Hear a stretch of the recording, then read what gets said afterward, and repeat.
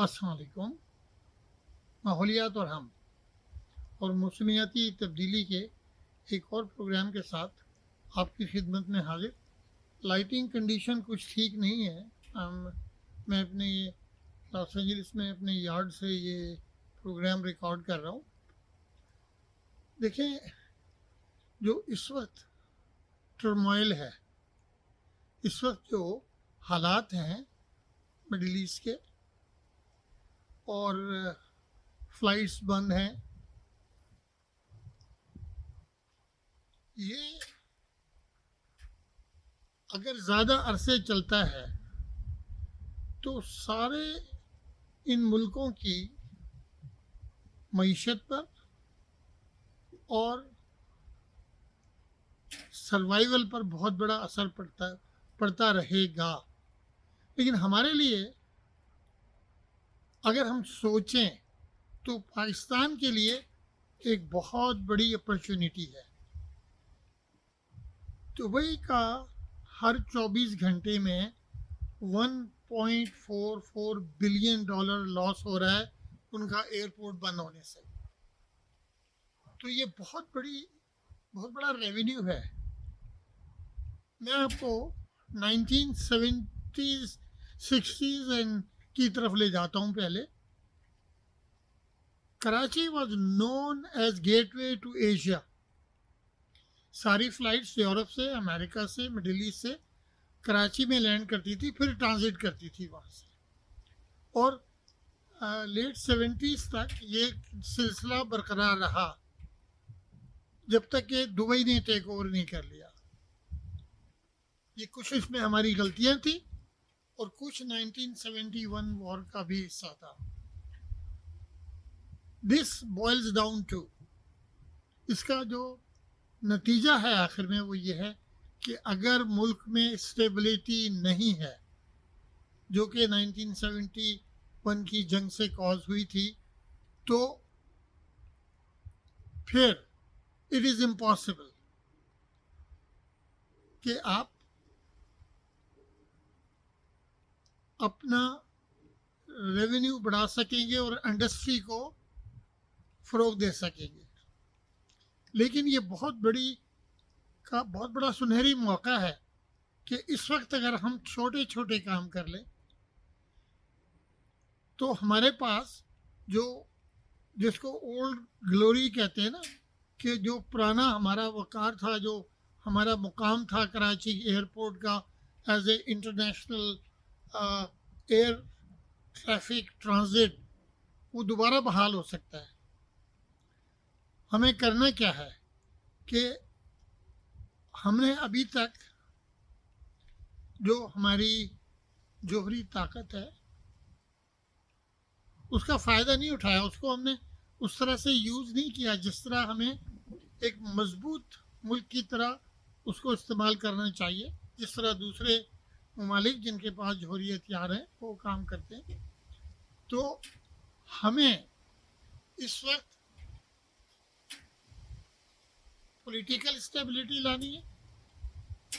ہمیں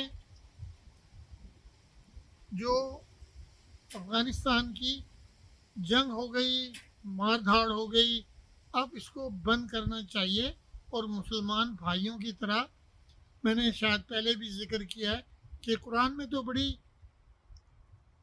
clear instruction ہے، reference جو میں نے اس میں دیا ہوا ہے کہ 49.9 میں جائیں تو اللہ تعالیٰ نہ صرف یہ کلیئر کرتا ہے کہ مسلمانوں میں اگر نفاق ہو تو اس کو مل کر سیٹل کریں، اور اگر قوت استعمال کرنی پڑے جیسے کہ ہم دہشت گردوں کے خلاف کر رہے ہیں تو وہ کریں، لیکن اس کے بعد سیٹلمنٹ کریں۔ تو میرا خیال ہے کہ یہ موقع آ گیا ہے کہ ہم انیشیٹو لیں، ہم افغانستان اور ایران کے ساتھ لانگ ٹرم، طویل مدت کے پیس ایگریمنٹس کریں جس طرح دوسرے ملکوں کے ہیں، جیسے ناٹو میں دیکھیں آپس میں ان کی لڑائی کبھی نہیں ہوئی۔ تو یہ اگر ہم یہ کر لیں اور سیاسی طور پر ہم ایک مستحکم گورنمنٹ دکھا دیں لوگوں کو، اور اس کو بہت جلدی کرنا چاہیے.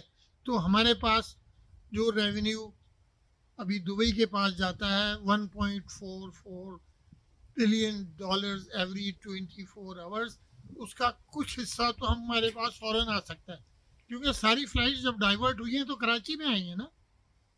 اور کراچی کا ایئرپورٹ کا اب وہ جو ایک رن وے ہے وہ اس کیٹیگری میں بھی آ گیا کہ 380 ایئر کرافٹس کو بھی لے سکتا ہے. اور 4F جو ہمارا بڑا رن وے ہے، اور رن وے تو اور بھی بن سکتا ہے، اس میں کوئی اتنا خرچ نہیں آتا.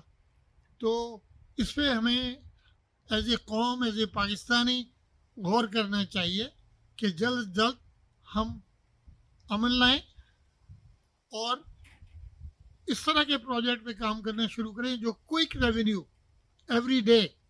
If you calculate it, even if half of it comes, it will be billions of dollars revenue coming through Karachi airport only because of becoming a international transit hub.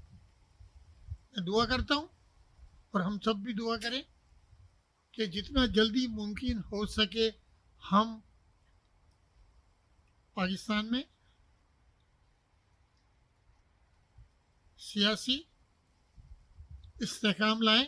Political استحکام ہوگا تو معاشی استحکام خود بخود آ جائے گا. اس کی مجھے کبھی بھی پرابلم پاکستان کا، اگر ہم ایک دفعہ یہ ڈیسائیڈ کر لیں کہ we want to be a great country, then there is no problem. میں معاشی طور پہ بات کر رہا ہوں، فوجی لحاظ سے نہیں کر رہا. وہ تو ہماری اسٹرینتھ ہے، ہمارے آرم فورس نے بہت زبردست ٹیکنالوجی ایکوائر کر لی ہے اور وہ they can control the situation. تو اس سچویشن کو بھی کنٹرول کرنا چاہیے کہ ہم اسٹیبلائز گورنمنٹ لائیں، ان کے حوالے کریں کہ بھائی تم کنٹری چلاؤ، باقی چیزیں ہم دیکھیں گے. تو اسی دعا کے ساتھ کہ ہم پاکستان کو سرخرو کر سکیں گے، آگے بڑھا سکیں گے اور اپنے بچوں کو روزگار دے سکیں گے، اور جو پاورٹی لائن کے نیچے لوگ جاتے جا رہے ہیں روزانہ ان کو واپس اوپر لائیں گے، ان کے لیے روزگار اور روٹی مہیا کریں گے. تو اسی کے ساتھ آپ کو میں اللہ حافظ کہتا ہوں. دعا کریے کہ ہم ان مشکلات سے نکل آئیں. پاکستان زندہ باد.